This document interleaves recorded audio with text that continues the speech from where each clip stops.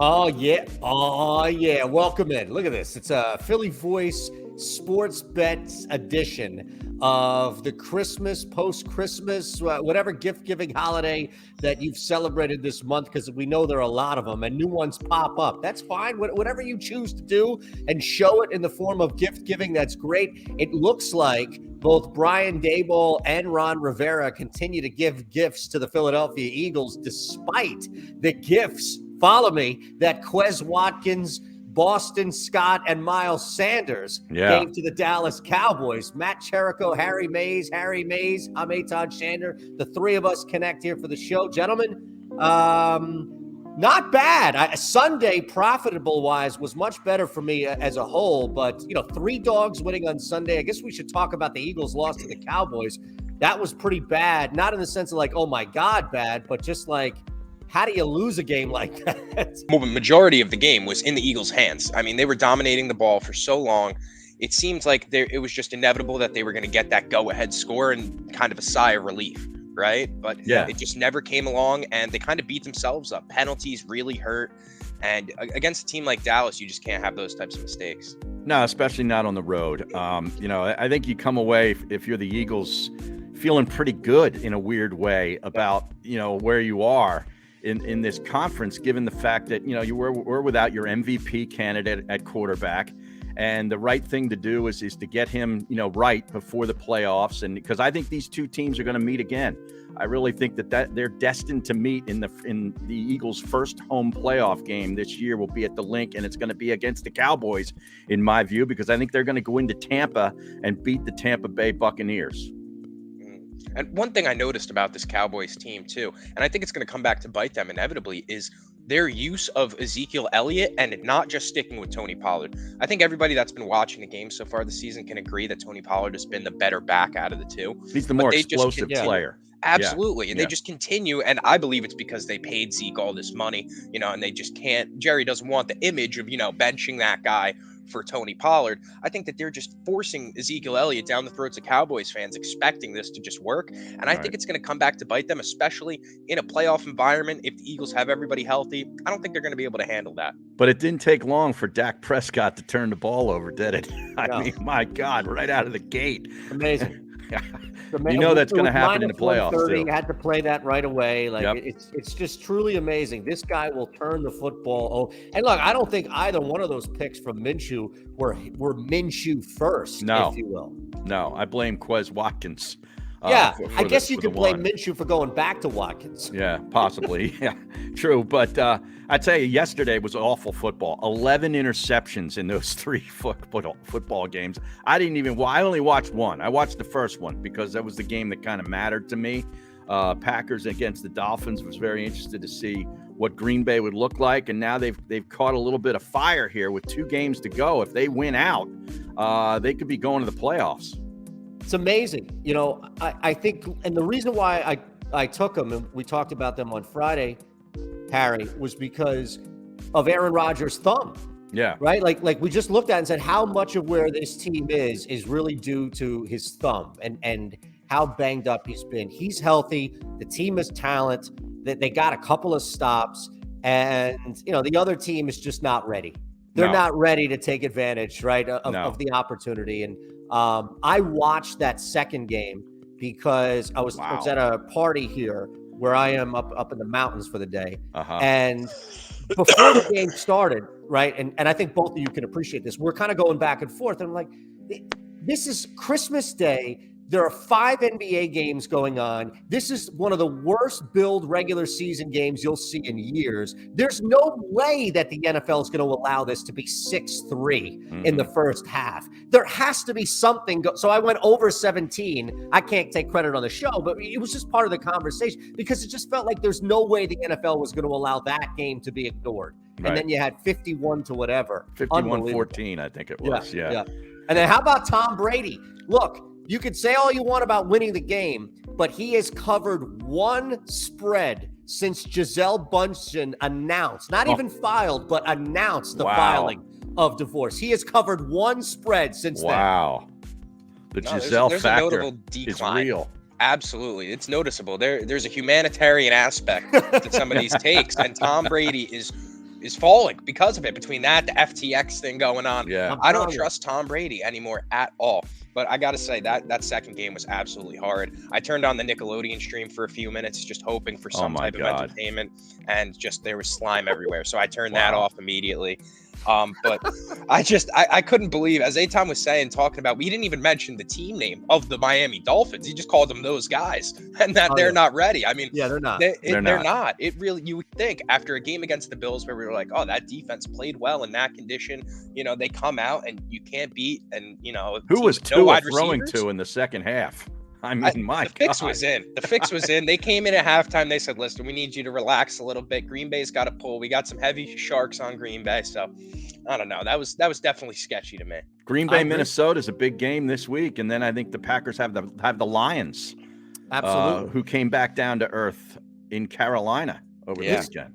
I don't know if you guys have done this yet. I have not. And normally, I mean, this is the first time this show, since we've started this show, that the NFL is going on, that I haven't had like look aheads because I don't know what to trust right now, right? Like, I don't know what to trust as far as who's playing, who's not, who's hurt, who's not. I mean, the Eagles, what's going on outside of Jalen Hurts? What's going on with there's some pretty big names that were on the injury report. Yeah, no, you're right. I am looking ahead with a teaser with the Eagles. And I had this stat that I was going to roll out last week, but it didn't apply to any of the games over the weekend, but it does this weekend. And I wanted to run this by you. NFL home favorites of 10 or more points in divisional games are 38-3 straight up, 26-14-1 against the number in the final 3 weeks of the season since 2012. That applied to the Denver Broncos Kansas City Chiefs game. On Friday, it was 10. I put it in at Kansas City minus 10. It's now up to 13. So you took them at 10? Yes. Okay. I'm laying 10. Yeah. How about that number, though? Those numbers. I think that's incredible. And honestly, I somewhat don't believe some of that, just because I feel like it could be top teams beating on bottom feeders, maybe, something of that sort. But I mean, seeing this spread for this week, like you're saying, against the Broncos, after watching them last night, there's just no reason that you shouldn't be insanely comfortable at 10. Right. I mean, I think Pat Mahomes could go for 500 yards against that defense. We had been saying that if the Broncos have anything, it's a secondary, and then you come out and you let Baker Mayfield on Christmas Day come out like he's Joe Namath. It was disgusting. And Cam Akers had over 100 yards. Absolutely. Too. I mean, Akers, and he hasn't had a 100-yard season all game. Right. Or a 100-yard game. Oh, yeah. So it's just disgusting. Real quick on that stat too. You mentioned since 2012, right? Yeah. So I wonder, it hasn't been since 2012, but I wonder when the scheduling had more of an emphasis on divisional games at the end. Exactly. Yeah. Right. Like 2 of your last 3 are divisional games, because even if you don't have many pre-Patriots, dominating one division forever, right? Like you do have flux in divisions and stuff. So you're going to have some bottom feeder scenarios. But I think if you're playing 2 of your last 3 divisional games, chances are that one of those games is going to matter, right? Right. So yeah, I agree. Now, look, you add context to everything, right? It's not just a blind play. Kansas City needs to just overall play better, even against what we saw with Seattle. So I think that's a smart one to look at. Is there anybody else that applied? I think that's the only game that it applies so far. Okay. By the way, I mean, we'll talk a little bit more Wednesday to see what's going on with the injury scenario here. But anything, let's look at tonight, right? Let's look at tonight before we move on to anything else. Nick Foles, right? Look, this bet continues to hit. It hit plus 150 for the Tampa Bay Arizona game. It hit plus 125 in the Denver LA Rams game. It hit Saturday night. It hit Thursday night. 1+ field goal first half each. It's on BetMGM. You ain't gonna find it anywhere else. I'm telling you, this thing continues to be set. Like, isn't it crazy, fellas, that it hasn't been adjusted and that you're not laying juice? Maybe they forgot about it. I'm telling you. So that's the only bet I'm placing right now. And I figured I would come to this show and listen to you guys and see what you have. Because no, I like it. I think there's some unders involved here as well. But look at that total. That total is at 45 and a half, right? Yeah. That's right in the middle of 41 and 51. 41's Right. low-scoring games, 51 high-scoring games. So the only bet that I have coming into this was the first half field goal prop, and I was kind of seeing how you guys leaned on this. No, I like that, especially with the way the Chargers are in the red zone. They're not a good red zone team. I mean, they're getting healthier now, and, you know, they're starting to look like a team you might not want to face in the playoffs. I get all that, but they're still got some red zone issues. They do settle for a lot of field goals, and I think when you think of the Colts, backup quarterbacks and backup running backs and all this kind of stuff, that screams field goal. Yeah, I definitely. And it's funny that Eytan brings that up, considering that was the only score in that game last night. The only thing that we saw was just field goals. Crazy, so right? I definitely like that angle. Wait, And you I was weren't looking impressed with Trace McSorley? I mean, Well, I lost a lot of money on Trace McSorley not getting me 21 rushing yards. Oh, really? I thought he'd be running for his freaking life. Yeah, that makes sense. What Killed did he me. end up with? Like 8. I think it was like 12 or something like that. Really? Oh, Yeah. I'll tell you the final number now, but I checked FanDuel this morning and I know it did not hit. man, to Yeah. hear Chris Collinsworth wax on about Trace McSorley, you would have thought he was like a guy headed for the Hall of Fame. Yeah, let me tell you, nobody does this better Oh. than Trace McSorley. Like, Serious? And adding on to that kicker prop and the odds, I don't know if you guys have seen the challenges going around social media as of late, but it's somewhat of a plus 100 challenge where you take $10 and you put it on something plus 100 and you try and win 10 in a row, continuously putting your winnings on the next plus 100 bet. And I don't think there's a safer pick than these field goal props right here if people are Yeah. looking for them. I mean, these seem to point, be yeah. locks, especially in these primetime games. And it's just BetMGM, right, Eytan? yeah, that's the only place we you can find found it. it, And if you're watching this in another state, chances are, I mean, it's a coin flip. I've had some people in Louisiana play it, and then some other people in other states where BetMGM is they can't find. It's a field goal tab at the end. Yeah. What are you guys playing anything in this game? If you're not, that's fine. I'm just curious. Yeah, I'm looking at two props here for Mo Alley Cox over 11 and a half receiving yards. I think that's way too low. Backup quarterbacks love tight ends. Mo Alley Cox is secretly pretty decent. Oh. He's a pretty Serviceable. decent player. Yeah, exactly. And Eckler over 32 and a half receiving yards seems like a gift too. I mean, he's gonna be targeted 5, 6, 7 times. I was And- going straight there too with Yeah, his exactly. receptions. I mean, you look at some of these games, 11 targets, 12 targets, 10 Mhm. targets. The volume is always there. Justin Herbert loves using him as that safety blanket. So I'm right there with you, Yeah. tailing on that receptions as well. You know, I also thought maybe an anytime score too for Austin Eckler. We talk about their red zone struggles, but I mean, if there is a guy on that squad to put one in, I believe it could be Austin Eckler at minus 130. It's not much value to it, but I think it's somewhat of a lock almost. I mean, the Colts are giving up 125 plus yards to running backs in these past 3 games that they've played. So I think their defense is completely deflated. We've talked about that defensive side being the anchor of that franchise for probably the past 4 or 5 years, and how they just need a quarterback. You know, they've been trying to get past, they had the Andrew Luck team. They just needed a plug and play type of quarterback. They haven't been able to find that. And I think now we're seeing that the defense is taking a downfall because there's just no help around them. I'm curious to see how they look coming out, because giving up that game the way they did against Minnesota, I mean, this could go really bad. I went under 22 and a half for Indianapolis. Just Or first total. half points. Oh, total. Okay. Yep. Okay. All right. I like it. Only because of that. I think, look, the Chargers are playing pretty good defense, and I know they gave up 30 whatever in the second half and all, but overall, week in and week out, the Colts defense is not bad at the very least, and they're also decent in the red zone. They don't give up. They're giving up like 1.4 passing touchdowns per game, so they've had some good games at least. So I think the Chargers are just going to take a little bit to kind of get their feel. They have some big play capability. That's kind of how you score on the Colts, but you don't really wear them and like grind them down per se. And then the other side is just a backup quarterback. So you figure it's going to take a little bit. 22 and a half, who knows? But I looked at that number. I shouldn't say I bet it. I looked at that number. I like it. So you prefer the first half under to the overall game under? Yep. Okay. Yep. I like it. All these games seem to be, like we said last week, just slow paced in the first half, and then just Ugly. third, fourth quarter scoring. Mhm. I mean, last night obviously 6 straight, and then all the points are scored in the fourth quarter. So I agree entirely. I have no interest in any of these college games until later in the week. No, I jumped on I mean- MTSU because some opt-out shit that I saw on the other side there.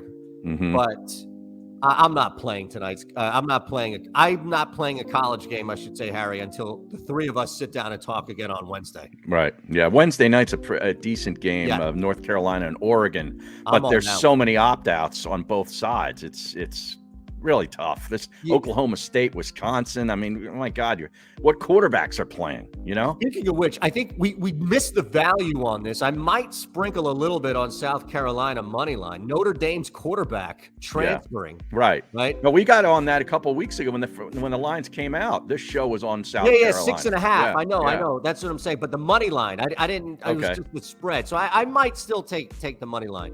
All right, I've got 3 I want to get to here in the NBA before we get out of here. Yeah. I know Cherico's all juiced up, Oh yeah. jacked up. Were you watching the NBA yesterday? Either of you guys? Instead of the yeah. Rams, I mean that was really it. I was watched flicking Love back. Actually. Oh, jeez. okay. Yeah. Christmas movie. Nice. Wednesday, I think we'll look at we'll have more college to go to. College, I'll have a couple of college basketball because that's back up. This has just been a weird weekend. It is. As far as sports as a whole, so it's not like we're typically jammed as is. But let me throw. We'll go rapid fire. All right, Cherico, we'll go 1 for 1. All right, I got Okay. 3. I'll get at real quick, and I'll give you 1. You give me 1. We'll go fast here. Sounds good. Let me start. I've got this guy banging a bunch tonight. I can get over 3.5 threes for Lauri Markkanen against the Spurs team that's just awful. They're erratic. They're up and down. They play great defense during stretches, and then they just fall apart. They're on the point of falling apart right now. It's at plus 135. I'll go over 3.5 to start my rapid fire with Markkanen. Okay. All right. I'm going to be rolling with the Brooklyn Nets +2 against the Cleveland Cavaliers. The Nets are on fire lately, and they're finally finding some chemistry. Ben Simmons, Kevin Durant, Kyrie Irving, they're finally getting something going. Joe Harris is playing as a key role player in that scenario, and they also have TJ Warren coming off the bench, which a lot of people forget that this guy was a 35-point-per-game scorer in the bubble. He's provided a spark off that bench, so I think going up against Cleveland, they haven't seen this Nets team fully healthy, and I like the position Brooklyn's put themselves in as somewhat of an underdog here, so I'm going to be riding with the +2. Wow, NC State's finest, TJ Warren. That's right. How about That's that? right. Yeah. Like Let me that throw call. another plus money play out here for you. It's not often that we take a guy this high to make 5 threes in a night, but the reality is that against Charlotte in a game that should see, I mean, the total sitting at 238, Lillard is going to do everything possible to snap this Portland Trailblazers team out of its funk, and that means I wouldn't surprise if the guy hits 8 or 9 threes tonight. So Goes for I went 50. over 4.5, Harry, at plus 120. 4.5 threes. Yeah. Oh, beautiful. And I'm going to be right there in that same game, and I am taking that over. I looked at this as 2 extremely high-paced teams. The Hornets have come out, and LaMelo Ball obviously loves to push the pace for them. And like you're saying, Damian Lillard is a scorer, and he's doing everything he can to try and get them out of this slump right now. So I think Portland's going to be pulling everybody on the offensive side. Jeremy Grant, Anthony Simons, they're going to be having everybody offensively in on this scheme tonight, and I think the Hornets are right there too in terms, like I said, the pace of the game is going to be very high paced, a lot of threes, a lot of scoring. So 237, I mean, we saw a team last night put up 145, so 237 doesn't seem too far-fetched anymore. A lot of points. Yep. A lot of points. By the way, I'll save some more NBA for later in the week. I want to get those because I don't have anything plus money left, so I'll let my 2 plus money stay. Jalen Hurts MVP odds are completely cooked, right? And it doesn't look. I mean, he's like there are 4 people now ahead of him in the odds. I don't think one game, if he plays it, is going to change. I did, and it's probably a stupid bet, but I just wanted to leave you with this thought here. I did put a small sprinkle on him winning Offensive Player of the Year, which normally doesn't go to a quarterback. It goes to the guy who should win the MVP, but a quarterback gets it. There's no Cooper Kupp, right? There's no Jonathan Taylor. Like, you can make an argument for a skilled player, but I don't know. He's at plus 2,000. I thought, what the hell? Maybe it's sympathy. Right. Maybe it's a sympathy award. Yeah. Hey, Do you think Sirianni brings him back for one game in the regular season just to maybe give himself a chance at the MVP? No, I think it's because they don't want him to sit for 5 weeks. Okay, because I think that would be a mistake if that would be the motivation. Oh, I agree. I mean, this is Joel Embiid not sitting for 3 games last year and got hurt because he wants the MVP. Yeah, exactly. No, the rust factor, that would be a long time to have off. All right. Anything else you guys want to get out of here? Nope. Harry? Matt? No, that's it. All right, we've got Oregon UNC. There will be 2 plays. I know one for me, one for Harry, at least maybe Matt. That's fine. So at least we're going to have some plays on that on Wednesday. And look, Thursday night's going to be an interesting football game as far as some value on the board there, especially with it one team that's like total desperation mode. So what has happened to the Tennessee Titans? Exactly. Wow. They cooked. I had 2 teasers with them just at a pick 'em, and it cooked me. So we'll be back Wednesday. A reminder, as always, we're here Monday, Wednesday, Friday. Hit the thumbs up button, subscribe, at Harry Mays to you, at Matt Cherico with a 0, at Shander Show for me. Yes, Harry. And shout out to Walter Football for finally moving Mr. Skoronsky up in their mock draft from 13 to 6. Well, I was hoping your shout out would be for Walter following us on Twitter, but well, I don't think that's gonna happen. I know. I'm following Walter, and I know you are. Is he following you, Eytan? I hate to do it. Oh, man. What happened to that 48-hour rule? Well, maybe. Let me go back and check the time. All right. We'll see you Wednesday.